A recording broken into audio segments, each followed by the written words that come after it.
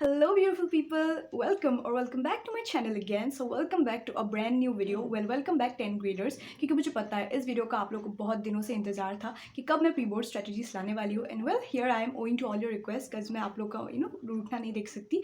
So basically this video is gonna be about me giving you a few realistic tips that worked for me and helped me score 96% in my board exams. And मैंने अपने pre boards में personally बहुत गलतियाँ की थी. So I'm gonna be sharing all those गलतियाँ with you guys ताकि आप लोग वो ना करें and you can ace your pre boards too while also acing your board exams. और अगर board exams के बारे में वीडियो देखना है so this is the video you guys can watch. मेरे चैनल पे ऑलरेडी अपलोडेड है.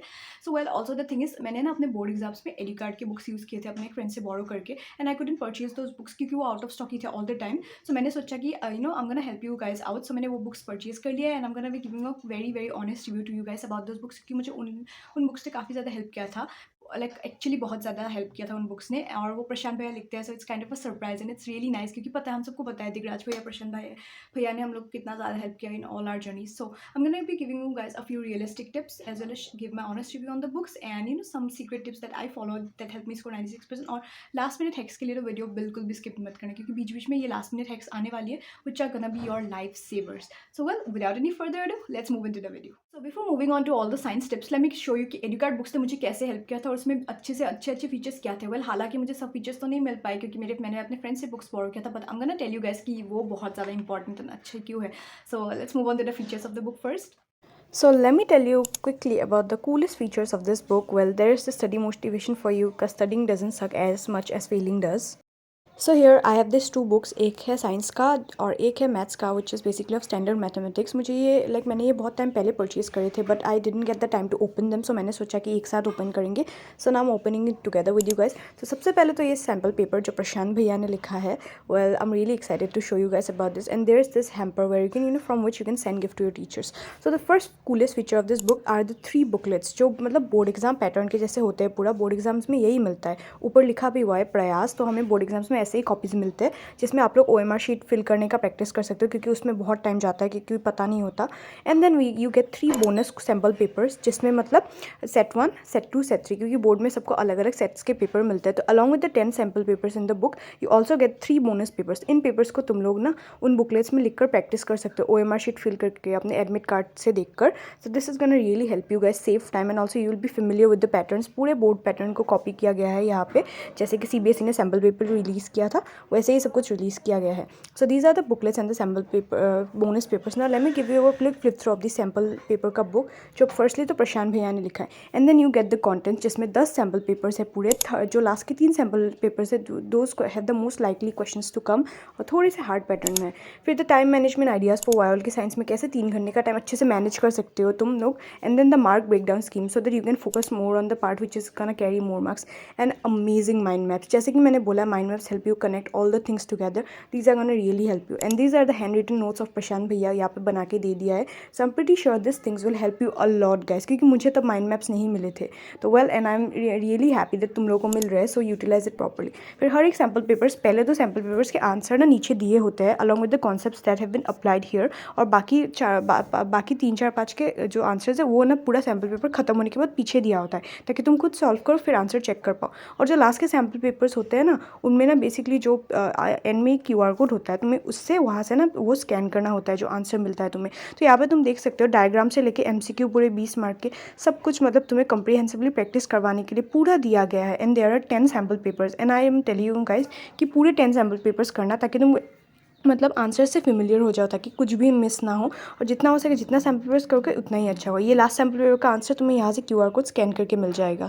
So moving into the video let's discuss science first. Okay मैं साइंस के लिए कुछ बहुत रियलिस्टिक टिप्स देने वाली हूँ आप लोगों को. सो बेसिकली साइंस का ना क्या है all you need to do is you need to focus both on the theory part and the numericals part. Basically the practical part 50-50 करना पड़ेगा वरना पासिंग इन साइंस और scoring good marks in science is possible. I scored 95 in my board exam science में क्योंकि मैंने कुछ silly mistakes की. और ये सिली मिस्टेक्स क्या थी कि मैंने प्रैक्टिस तो अच्छे से किया था बट मेरा प्रैक्टिस मतलब उतना कम्प्रीहेंसिव नहीं हुआ था कि मेरे सारे कॉन्सेप्ट्स क्लियर हो जाए. So I have written everything on the notebook down here. So I am gonna be talking with you guys. तो साइंस के लिए सबसे पहले मैं बोलूँ ना ना हर एक सब्जेक्ट का, फिजिक्स हो, केमिस्ट्री हो, बायोलॉजी का उतना नहीं होता, बट फिजिक्स केमिस्ट्री का ना केस बेस्ड क्वेश्चंस पे बहुत ज़्यादा ध्यान देना तुम लोग। Alright, case based questions are really important, specially chemistry. और बेसिकली केमिस्ट्री का जो केस बेस्ड क्वेश्चन है ना, उसमें बहुत ज़्यादा फोकस करना, क्योंकि केमिस्ट्री के केस बेस्ड क्वेश्चन बहुत टफ आते हैं। मुझे पर्सनली बहुत टफ लगे थे, और जब मैंने अराउंड 7-8 लाइक क्वेश्चन पेपर मतलब सैम्पल पेपर सॉल्व किया, तब जाके मुझे थोड़ा सा हिंट आया हाँ ऐसे करना है, क्योंकि उनमें से 1 या 2 क्वेश्चन होते हैं ना जो रिपीटेटिव होते हैं, वो आते ही है, प्लस से पैटर्न भी सेम में आता है। तो जितना सैम्पल पेपर्स तुम लोग सॉल्व करोगे उतना अच्छा है। ऑलराइट, सो करना and focus more and more on the case based questions, क्योंकि वो मार्क्स स्कोर करने में बहुत ईजी होता है। आराम से तुम लोगों को 4-5 मार्क्स मिल जाएगा अगर वो कर सकते हो तो, क्योंकि पूरा बुक से डायरेक्ट क्वेश्चन ही आता है, थोड़ा कंफ्यूजिंग करके देता है। So I hope you focus on them too. So the next tip is for chemistry as well, जो इक्वेशंस होते हैं ना केमिस्ट्री, उनको सिर्फ मुंह से मत देखो। अगर you are finding them difficult, please write them down as much as you can. एक क्वेश्चन पढ़ो, तुम याद करो कि इक्वेशन क्या था, हाँ पढ़ो। मेरा ना एक हैबिट बन गया था, जब भी मैं कहीं पे जाती थी, I kept revising those equations over and over again, ताकि मेरे दिमाग में घुसता जाए। तो यू कीप राइटिंग देम, एक एक करके लिखते जाओ, एंड जितना हो सके लिखो उनको। एक अपने लिए ऐसे क्वेश्चन बनाओ कि इसका ये आंसर क्या होगा, उसके बाद उसको तुम लिखो अच्छे से। लिखने के बाद चेक करो कि किस पार्ट में तुम लोग की गलती हुई है, and practice that again and again. अपने लिए खुद क्वेश्चंस बनाओ कि चलो इस क्वेश्चन का आंसर क्या होने वाला है, मैं खुद लिख कर देखती हूँ। एंड इक्वेशंस जितना लिखोगे उतना याद होगा तुम लोग। This is a very very realistic and helpful tip that kind of helped me during the exams, so I'm sharing it with you guys. So yeah, और एक the next step is focus on the theory part to understand the practicals part। क्योंकि देखो, अगर तुम theory part में अच्छे से नहीं समझोगे और तुम डायरेक्टली न्यूमेरिकल्स पे जंप कर दोगे ना, बेसिकली फिजिक्स का, अभी देखो इलेक्ट्रिसिटी चैप्टर का ये जो सीरीज कनेक्शन होता है, पैरेलल कनेक्शन होता है, तो अगर तुम उसको समझोगे ही नहीं तो तुम कैसे करोगे बोलो। थ्योरी पार्ट अच्छे से समझ लो, and the key to solving the practicals and getting them right is practice more and more. जितना हो सके वो न्यूमेरिकल्स प्रैक्टिस करो फिजिक्स का, ताकि तुम लोग को हर एक पैटर्न से you guys get familiar with it, ताकि फेमिलियर हो जाने के बाद हर एक पैटर्न अच्छे से सबको तुम लोग को आ जाने वाला है। हाँ, तो इसीलिए this is a very very important tip जो तुम लोग को फॉलो करना होगा। And for biology, let me tell you, biology में जो बहुत लोग सोचते हैं कि बायोलॉजी इज ऑल अबाउट रट्टा मारना, but no, it's not like that. जो फर्स्ट चैप्टर है लाइफ प्रोसेस, जिसमें डाइजेशन का है, फिर एक्सक्रीशन का है, रेस्पिरेशन का है, वो तुम रट्टा नहीं मार सकते, क्योंकि तुम्हारे बेसिक बायोलॉजी टर्म्स भी भूल हो जाएंगे, मतलब गलत हो जाएंगे। अगर वो गलत हो जाएंगे तो तुम लोगों से उस पर 0.5-1 मार्क तो ऐसे ही चला जाए, क्योंकि अगर टर्म ही गलत है तो तुम लोगों का तो पूरा प्रोसेस ही गलत हो जाएगा ना।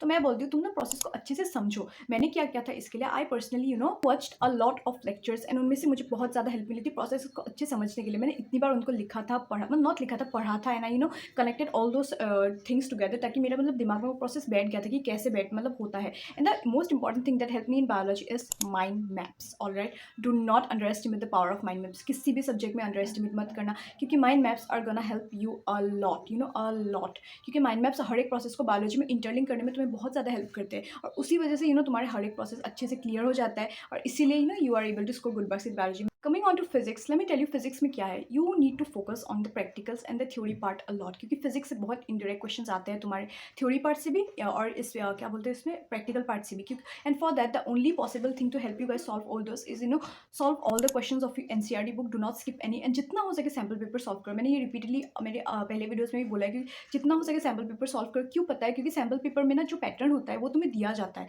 एंड उससे यू गेट फेमिलियर कि क्या क्या आने वाला है, कैसे टाइप के क्वेश्चन आने वाले हैं। तो उससे मतलब you can prepare yourself better, and that will give you really a confidence कि अलग टाइप का क्वेश्चन भी आ जाए तो तुम दिमाग लगा के, क्योंकि सब तो पढ़ के ही जाने वाले हो तुम लोग, तो दिमाग लगा के ना तुम लोग अच्छे से उसको सॉल्व कर पाओगे। इसलिए मैं बोल रही हूँ जितना हो सके पूरे 15 के 15 सैम्पल पेपर्स या 10 के 10 सैम्पल पेपर्स जितने भी होंगे, जो भी बुक तुम परचेज करने वाले हो, उसमें से पूरा सॉल्व करना, क्योंकि that is a really really important thing. तो फिजिक्स का तो ये, एंड केमिस्ट्री का तो मैंने बोला ये इक्वेशंस को जितना हो सके प्रैक्टिस करो, and keep revising chemistry frequently please, क्योंकि केमिस्ट्री भूलने की टेंडेंसी लोगों को बहुत ज़्यादा है। केमिस्ट्री इज हार्ड सब्जेक्ट, तो जितना हो सके कॉन्सेप्ट्स को रिवाइज करते रहो, ताकि मतलब दिमाग में तुम्हारे घुसते जाओ। और ये जो डायग्राम्स है, ये जो चैप्टर था ऑर्गेनिक केमिस्ट्री का 4th चैप्टर, वो वाला चैप्टर में जो डायग्राम्स है ना, उनको जितना हो सके अच्छे से ड्रॉ करके प्रैक्टिस करो, तब तुम्हें वो जो उनका नाम है वो भी याद होता जाएगा कि कैसे लिखना है। उन सबका एक पैटर्न होता है, so you can refer to those patterns via videos and the sample papers you buy, उसमें माइंड मैप्स अच्छे से होने वाले हैं। तो या this is what is all for the science. So now let's move on to maths, well the most awaited subject of a lot of people. मुझे पता है a lot of people struggle with maths, मैं भी बहुत ज़्यादा struggle करती थी, trust me, मैंने बहुत रोया था मैथ्स एग्जाम के पहले,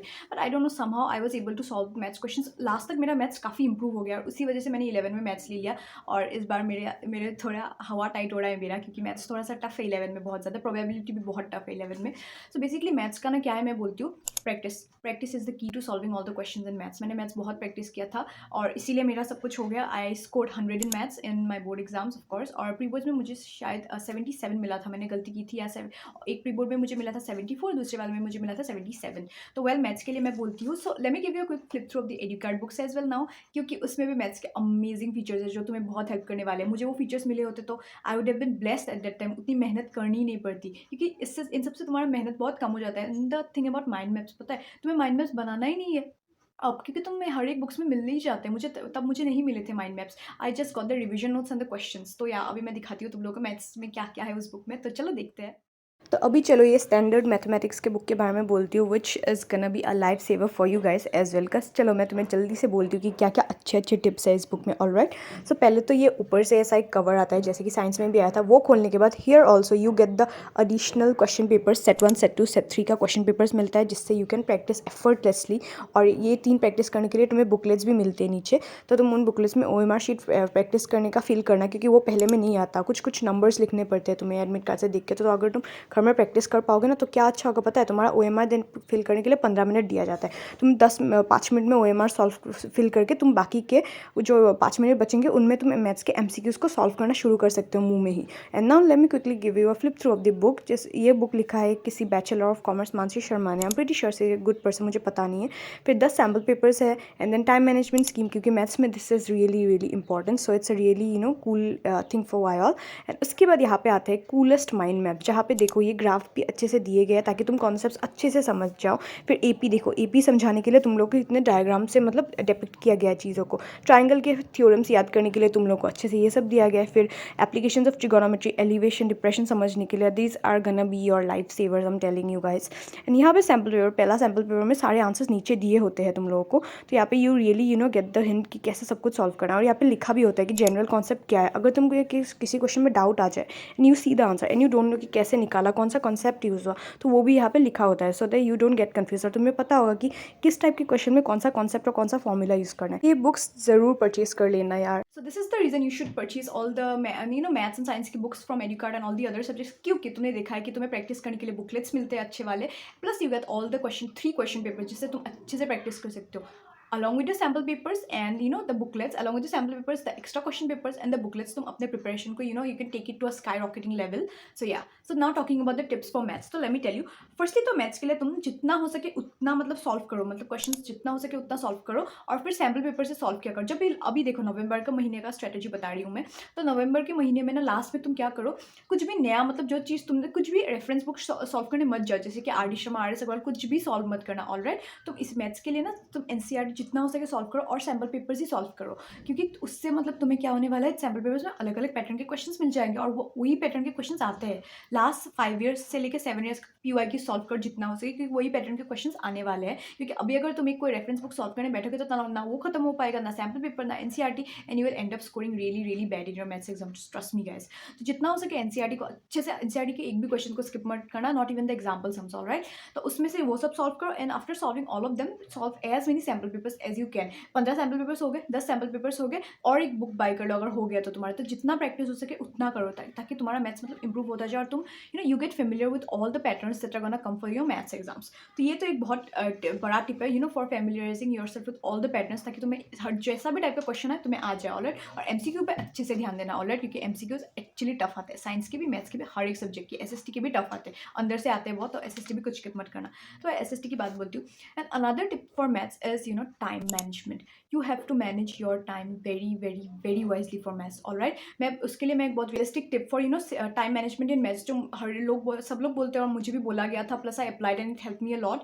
इस 3 आवर्स की जब तुम सैम्पल पेपर्स करने वाले हो ना, एक साइड में टाइमर लगा लेना 3 आवर्स का, क्योंकि देखो तुम्हें ना मैथ्स का पेपर एनी हाउ 2.5 आवर्स या 2 आवर्स 45 मिनट्स में खत्म करना ही करना है, क्योंकि तुम्हें 15 मिनट या फिर हाफ एन आवर रिविजन के लिए रखना ही पड़ेगा, वरना मैथ्स विदाउट रिविजन पेपर छोड़ के आओगे तो तुम्हारा पता नहीं कितनी गलतियां निकलेगी। You will expect that you are gonna get 70 और तुम्हें 50 मिल जाएगा। होता है, ऐसे मिस्टेक बहुत होता है, मेरे इस बार मैथ्स एग्जाम में हुआ था। तो तुम्हें समहाउ तो आधा घंटा या 15 मिनट तो रखना ही पड़ेगा। 15 minute also isn't enough for checking 80 mark का paper of maths, so I suggest कि 2 आवर 30 मिनट्स में जितना हो सके पेपर कंप्लीट कर देना यार, बिल्कुल प्लीज़, एकदम जितना हो सके कंप्लीट कर देना पेपर। तो मेरा क्या होता, हमारा बोर्ड एग्जाम स्टार्ट हुए थे 10:30 से, और मेरा मैथ्स का पेपर 12 5 को ख़त्म हो गया था, विच इज़ बेसिकली 10 to 11:30, 1 घंटा। फिर 1.5 आवर्स में मेरा पेपर, 1.5 आवर 5 मिनट्स में मेरा पेपर कंप्लीट हो गया था। मैंने इतनी जल्दी जल्दी किया और मेरा कैलकुलेशन स्पीड थोड़ा सा है, मैंने प्रैक्टिस किया था, तो इसी वजह से आई am telling you guys, practice practice practice. Alright, तो मैथ्स का ना टाइम मैनेजमेंट के लिए एक टाइमर लगा के हर एक कुछ सैम्पल पेपर सॉल्व करने की कोशिश कर, एंड जितना हो सके 2.5 आवर्स में पेपर खत्म करने की कोशिश करना।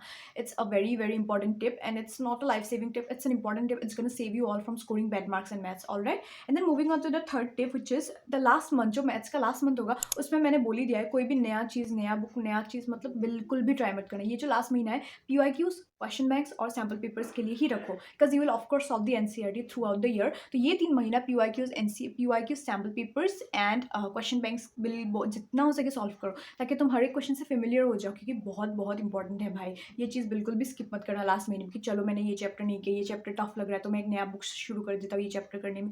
नहीं, तुम्हारा बहुत टाइम वेस्ट होने वाला है, कुछ भी कंप्लीट नहीं होगा ऐसे तुम्हारा, and you will and up scoring really really bad in maths. So this was all for science and maths. The most important तीन टिप दिए मैंने, जो सबसे रियलिस्टिक एंड सबसे इंपॉर्टेंट है। बाकी तो देयर आर वगैरह वगैरह बहुत टिप्स होने वाले, and I have uploaded the tips in this video and also in this video. So yeah, इन दोनों में मैंने अच्छे से बोल दिया है, इन डिटेल में सब कुछ बोला है कि मैंने कैसे पढ़ा था, मैंने कैसे प्रिपेयर किया था। But this is all about the last month strategies of November. तुम प्री बोर्ड्स कैसे अच्छा कर सकते हो। ऑलराइट, और मैं बोलती हूँ कि जेल पेन से जितना हो सके मत लिखना, क्योंकि कभी अगर पानी वानी गिर गया पेपर चेकिंग में, क्योंकि बहुत घूमता है ना, तो तुम्हारा वो वाला चीज़ मिट जाएगा और उससे तुम्हें टीचर्स को दिखेगा नहीं कि हाँ ये पार्ट नहीं लिखा है उसने, ऐसा लगेगा। तो इसीलिए this was another most important tip, gel pen से मत लिखना, घर में बॉल पेन से लिखने की प्रैक्टिस करो, हर एक पेपर को टाइमर के साथ सॉल्व करने की कोशिश करो। The most important ones are maths and English. जितना हो सके थोड़ा सा भी तो आप लोगों की हेल्प कर सकती हो, और कर सकूंगी तो I will be really really happy. So this was it for the video guys, and I post study blogs very frequently, motivation के लिए तुम लोग वो सब कुछ देख सकते हो। सो या, ऐसे मिलते हो और ऐसे ही प्रोडक्टिव और इन्फॉर्मेटिव वीडियोज़ के साथ। Bye bye.